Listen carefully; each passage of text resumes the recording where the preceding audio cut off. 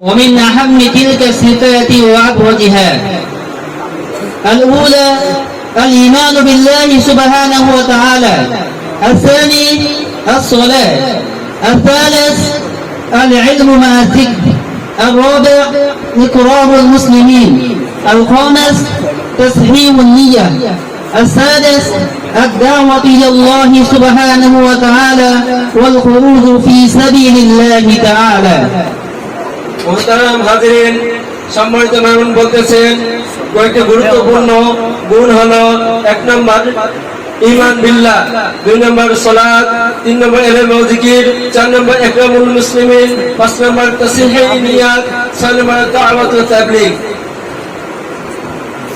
إخوتي في الله، الصفة الأولى الإيمان بالله سبحانه وتعالى الممثل في كلمة لا إله إلا الله محمد رسول الله.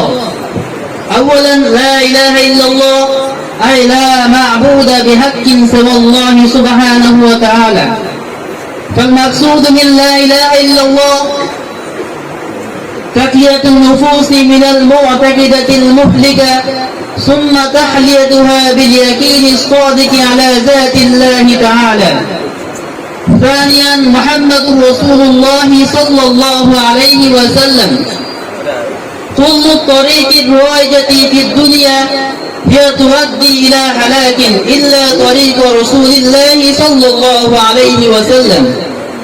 মোহতারাম হাজিরিন, প্রিয় মেহমান আমাদেরকে প্রথম গুণ বর্ণনা করেছেন, তা হলো ঈমান বিল্লাহ, আল্লাহ তাআলার উপর ঈমান আনা। এই কালেমা হলো লা ইলাহা ইল্লাল্লাহ, আল্লাহ তাআলা ছাড়া কোনো মাবুদ নেই। আর এই কালেমার উদ্দেশ্য হলো অন্তর থেকে ধ্বংসাত্মক আকীদাকে মুক্ত করা, খালি করা এবং ঈমান দ্বারা অন্তরকে সুসজ্জিত করা। আর কালেমার দ্বিতীয় অংশ হলো মুহাম্মাদুর রাসূলুল্লাহ সাল্লাল্লাহু আলাইহি ওয়াসাল্লাম, মুহাম্মদ সাল্লাল্লাহু আলাইহি ওয়াসাল্লাম আল্লাহ তাআলার রাসূল।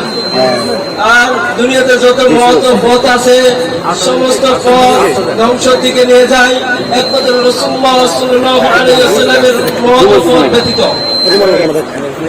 قال نبينا صلى الله عليه وسلم في فضله من قال لا إله إلا الله مخلصا دخل الجنة. নবীজি সাল্লাল্লাহু আলাইহি ওয়াসাল্লাম হাদিসের মধ্যে বলেন, মান ক্বালা লা ইলাহা ইল্লাল্লাহ মুখলিসান দাখালাল জান্নাহ, যে ব্যক্তি খালেস দিলে লা ইলাহা ইল্লাল্লাহ বলবে, আল্লাহ তাআলা তাকে জান্নাত দান করবে। إخوتي في الله، الصفة الثانية الصلاة، أي أداؤها بأركانها وسننها وحيتها في أوقاتها. أحبابي في الله،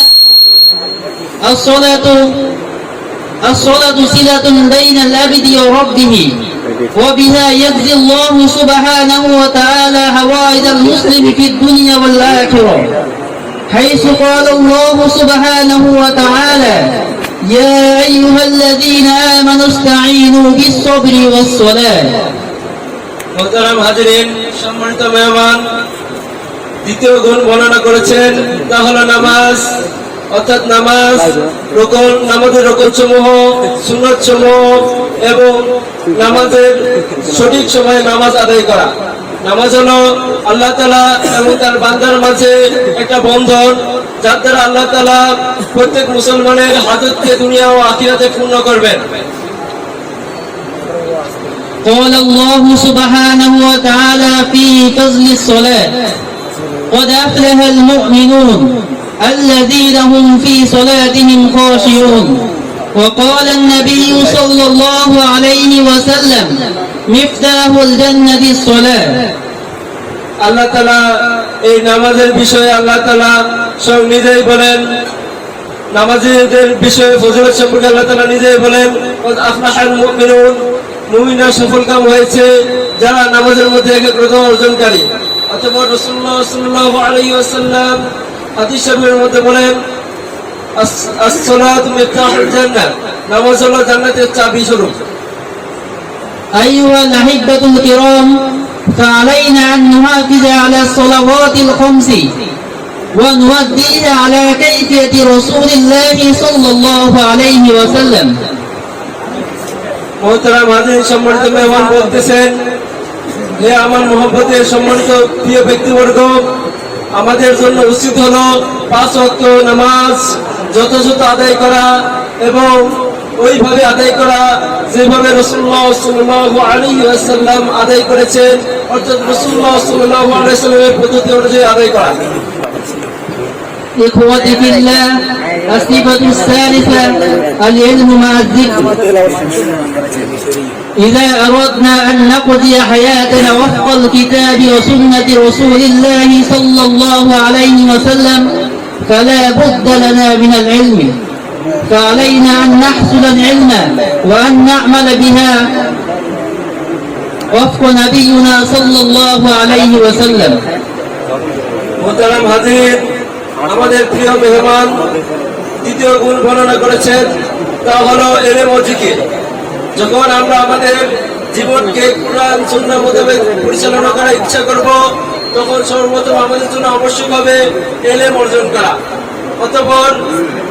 অতঃপর যখন আমরা ইলম অর্জন করব, আমাদের হায়াত কুরআন সুন্নাহ মোতাবেক পরিচালিত হবে। فالمقصد من العلم أن تأتي خشية الله سبحانه وتعالى في قلوبنا، حيث قال تبارك وتعالى في كلامه المجيد: إنما يخشى الله من عباده العلماء. وقال عليه الصلاة والسلام: من سلك طريقا يلتمس فيه علما سهل الله له به طريقا إلى الجنة. সম্মানিত উপস্থিতি, প্রিয় মেহমান বলতেছেন, ইলমের উদ্দেশ্য হলো আল্লাহ তাআলা ভয় অন্তরে আসা। আল্লাহ তাআলা নিজেই বলেন, ইন্নামা ইয়াখশাল্লাহা মিন ইবাদিহিল উলামা, নিশ্চয় আল্লাহ তাআলা বান্দাদের মধ্যে উলামা ইকরাম আল্লাহ তাআলাকে ভয় করে। আরো মেহমান ফজিলত বর্ণনা করেছেন, ফজিলতটি হলো ক্বালা রাসূলুল্লাহ সাল্লাল্লাহু আলাইহি ওয়াসাল্লাম, মান সালাকা তরিকান ইয়ালতামিসু ফিহি ইলমান সাহালাল্লাহু লাহু বিহি তরিকান ইলাল জান্নাহ। যে ব্যক্তি ইলম অন্বেষণের জন্য কোন রাস্তা অন্বেষণ করবে, যেখানে ইলম রয়েছে, আল্লাহ তাআলা তার জন্য জান্নাতের রাস্তাকে সহজ করে দেবেন। السلام عليكم ورحمة الله وبركاته.